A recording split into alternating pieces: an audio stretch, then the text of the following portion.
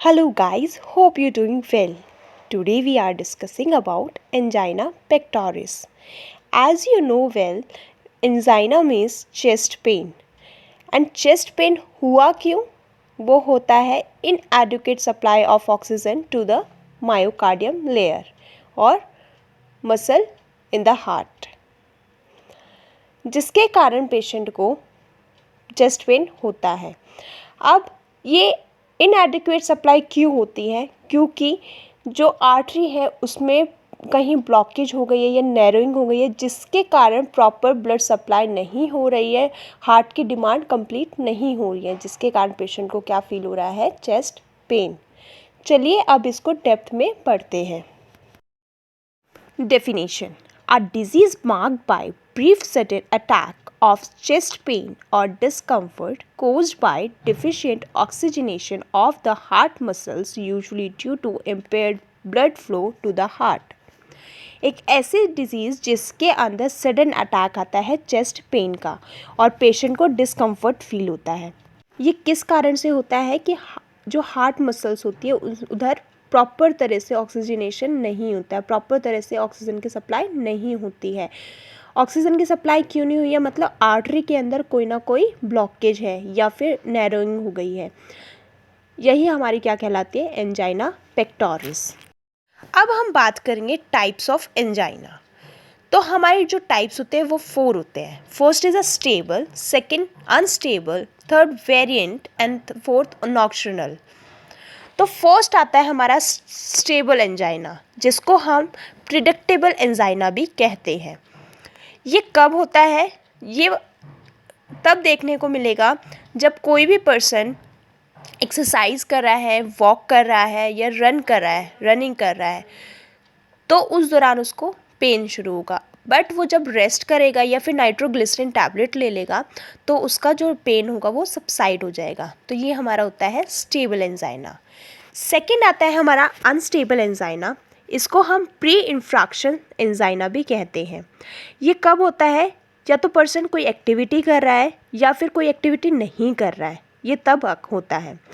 But ये subside नहीं होता है, रेस्ट से सबसाइड नहीं होता है और ना ही कोई नाइट्रोग्लिसरीन टैबलेट से सबसाइड होता है। अगर इसको टाइमली क्योर नहीं किया जाए तो ये मायोकार्डियल इन्फ्रैक्शन की स्टेज भी ले सकता है। थर्ड आता है हमारा वेरिएंट एंजाइना पेक्टोरिस। तो वेरिएंट एंजाइना को हम प्रिज्मेटल एंजाइना भी कहते हैं। ये मोस्टली किस लिए होता है? कॉर्नरी आर्टरी स्पाज्म के कारण भी होता है। ये कॉर्नरी आर्टरी स्पाज्म हो जाएगा। स्पाज्म होने के कारण आर्टरी के अंदर एक ब्लॉकेज हो जाएगी। ब्लॉकेज होने के कारण हार्ट तक प्रॉपर ब्लड सप्लाई नहीं होगी, जिसके कारण एंजाइना देखने को मिलेगा। फोर्थ आता है नॉक्टर्नल एंजाइना पेक्टोरिस। ये वाला एंजाइना मोस्ट ऑफ कब देखने को मिलेगा? नाइट के अंदर, जब पेशेंट रेस्ट वाली कंडीशन में होगा। अब हम बात करेंगे रिस्क फैक्टर्स के बारे में। रिस्क फैक्टर्स भी 2 तरह से होते हैं, modifiable risk factors and non modifiable risk factors. तो मॉडिफाइबल में क्या आते हैं?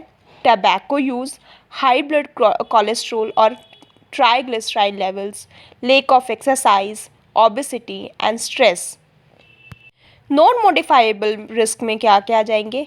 Family history, older age, diabetes, high blood pressure.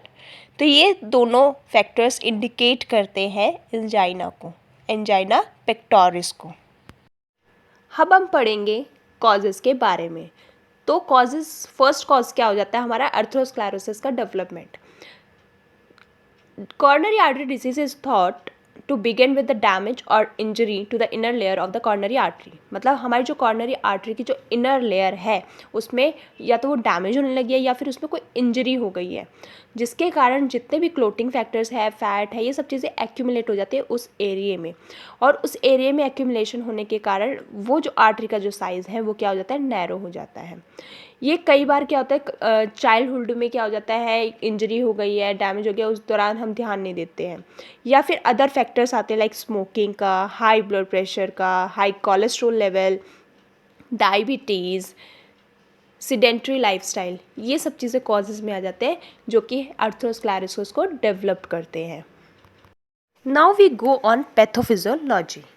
Due to any cause, increase O2 demand in body, मतलब कोई भी कारण हो गया, जैसे कि हम एक्सरसाइज कर रहे हैं जिसके कारण O2 की डिमांड हमारी बॉडी में बढ़ गई है, तो O2 की डिमांड बढ़ गई है तो हमारी हार्ट भी प्रॉपर तरह से अपना वर्क क्या कर देगा, वो बढ़ा देगा, जिसके कारण जो कॉर्नरी आर्टरी है वो डायलेट हो जाएगी और मोर ब्लड सप्लाई करेगी किसको, हार्ट को। अब कोई भी फैक्टर आ जाता है, लाइक द स्मोकिंग आ गया है या अर्थरोस्क्लेरोसिस, किसी भी तरह से कोई भी फैक्टर है जिसके कारण ब्लड सप्लाई डिफेक्ट हो गया, मतलब डिक्रीज हो गया, रिड्यूस हो गई है, जिसके कारण heart needs more blood demands, मतलब जिसके कारण हार्ट क्या है वो और डिमांड मांगेगा। Decrease O2 level in heart, heart के अंदर O2 लेवल क्या हो जाएगा, डिक्रीज हो जाएगा और डेवलप्ड हो जाएगा इश्कीमिया। फिर इश्कीमिया क्रिएट होने के बाद एंजाइना, मतलब उसको चेस्ट में पेन होने लगेगा, यही कहलाता है हमारा एंजाइना पेक्टोरिस। अब हम बात करेंगे सिम्टम्स के बारे में। तो कार्डियोवैस्कुलर के अंदर हमें क्या क्या चेंजेस देखने को मिलते हैं। तो फर्स्ट एंजाइना पेक्टोरिस, मतलब एक तरह से स्क्वीजिंग टाइप पेन होगा पेशेंट को चेस्ट के अंदर। सेकेंड इश्कीमिया, कि ब्लड सप्लाई रिस्ट्रिक्ट हो जाएगी। थर्ड देखने को मिलेगा कार्डिक आउटपुट लो हो जाएगा, डिक्रीज हो जाएगा। नेक्स्ट चेस्ट पेन होगा, सडनली होने लग जाता है एकदम से। नेक्स्ट पल्स रेट डिक्रीज हो जाएगी। नेक्स्ट बीपी एलिवेटेड हो सकता है अगर सिंपैथेटिक सिस्टम एक्टिवेट होता है तो, या फिर कार्डियोजेनिक शॉक वाली कंडीशन में, या फिर पेशेंट का अगर बीपी डिक्रीज जा रहा है तो पेशेंट कार्डियोजेनिक शॉक में भी जा सकता है। नेक्स्ट मायोकार्डियल इन्फ्रैक्शन हो सकता है। नेक्स्ट डायफॉरेसिस, मतलब उसको स्वेटिंग देखने को मिलेगी। ईसीजी में चेंजेस देखने को मिलेगा एसटी सेगमेंट्स में, एंड डिसरिथमिया देखने को मिलेगा। रेस्पिरेटरी के अंदर क्या क्या चेंजेस देखने को मिलेंगे, शॉर्टनेस ऑफ ब्रीथ देखने को मिलेगी, pulmonary oedema, chest heaviness, dyspnoea and fatigue देखने को मिलेगा। अब जेनाइटो यूरिनरी में क्या चेंजेस देखने को मिलेगा, यूरिनरी आउटपुट डिक्रीज हो जाएगा जो कि इंडिकेट करेगा कार्डियोजेनिक शॉक को। नेक्स्ट गैस्ट्रोइंटेस्टाइनल में क्या देखने को मिलेगा, nausea and vomiting. Next skin में, स्किन जो होगा वो कूल होगी, कूल फील होगी, कामी एंड डायफोरेटिक, मतलब स्वेटिंग वाली, एंड पेल अपीयरेंस दिखेगा स्किन का कलर, जो स्किन का कलर होगा वो कैसा हो जाएगा, पेल कलर में। अब हम बात करेंगे diagnostic evaluation of angina pectoris. First हम करेंगे फिजिकल एग्जामिनेशन, उसके अंदर हम वाइटल साइंस देखेंगे, उसके बीपी की रीडिंग्स, पल्स रेट, ये सब चीज़ें देखेंगे। सेकंड हम करेंगे हिस्ट्री कलेक्शन। हिस्ट्री कलेक्शन में हम पेशेंट से पूछेंगे कि कोई पास्ट हिस्ट्री तो नहीं है, स्मोकिंग तो नहीं है करते हो, या फिर बोल सकते हैं कि हाइपरटेंसिव तो नहीं है, डायबिटीज़ तो नहीं है, इस तरह से हम हिस्ट्री उसकी हिस्ट्री के कलेक्शन करेंगे। नेक्स्ट हम करेंगे स्ट्रेस टेस्ट। जो स्ट्रेस टेस्ट होता है हमारा ट्रेडमिल पर होता है, जैसे आप इमेज में देख सकते हो, हम पेशेंट को ट्रेडमिल पर रन कराते हैं और उसमें हम पेशेंट की रिदम को एग्जामिन करते हैं। नेक्स्ट टेस्ट हम करेंगे चेस्ट एक्सरे, जिसमें हम पेशेंट के हार्ट के साइज़ और शेप को एग्जामिन करेंगे कि वो इनलार्ज तो नहीं है। नेक्स्ट टेस्ट करेंगे हम ईसीजी, जिसमें हम कार्डियक रिदम को मॉनिटर करेंगे और कि कहीं पेशेंट एमआई की तरफ तो नहीं जा रहा है, या फिर पेशेंट का साइनस टेकिकार्डिया तो नहीं है, या कोई भी अदर कॉज तो नहीं है। तो ये सब चीज़ें हम इसके अंदर एग्जामिन करेंगे। नेक्स्ट टेस्ट करेंगे इको कार्डियोग्राम, जिसको हम इको कहते हैं। ये एक तरह से अल्ट्रासोनिक वेव्स के थ्रू ही होता है। नेक्स्ट टेस्ट करेंगे हम कार्डियक कैथेटराइजेशन, या फिर बोल सकते हैं एंजियोग्राफी, जिससे हम आर्टरी की इनर सरफेस को चेक करेंगे कि कहीं तो ब्लॉकेज या कहीं स्पाज्म तो नहीं हो गया है। तो हम इसमें क्या करते हैं, आर्टरी के थ्रू एक कैथेटर इंसर्ट करते हैं और डाई के शॉट से वहाँ पर ब्लॉकेज को डिटेक्ट करते हैं। अब हम बात करेंगे मेडिकल मैनेजमेंट के बारे में। Various drugs can be use to treat coronary artery disease, मतलब जो हमारा एंजाइना पेक्टोरिस था वो किस वजह से हो रहा था कि कॉर्नरी आर्टरी के अंदर कहीं ना ब्लॉकेज है या फिर कोई स्पाज्म हो गया किसी भी तरह से, उस कारण से हमें पेशेंट को एंजाइना फील हो रहा था। तो मतलब वो इंडिकेट कर रही है CAD को, इसीलिए उसके लिए हम क्या करते हैं, जैसे कि जैसे हम यूज़ करेंगे वेसोडाइलेटर्स, जो कि हमारी ब्लड वेसल्स को डायलेट करेगी। उस फॉर एग्जांपल नाइट्रेट्स हम देंगे।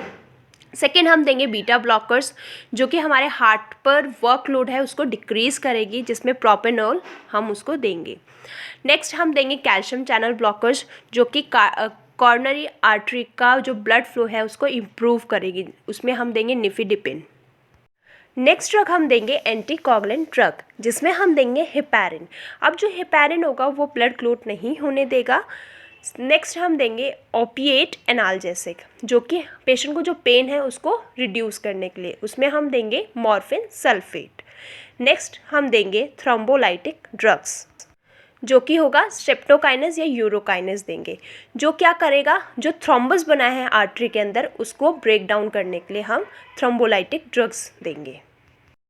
If patient is hypertensive, then we will give antihypertensive medicines like methyl dopa, sodium nitroglyceride, amlodipine. Now this video is finished. Hope you like it. Never forget to like, share and subscribe my channel. Thank you.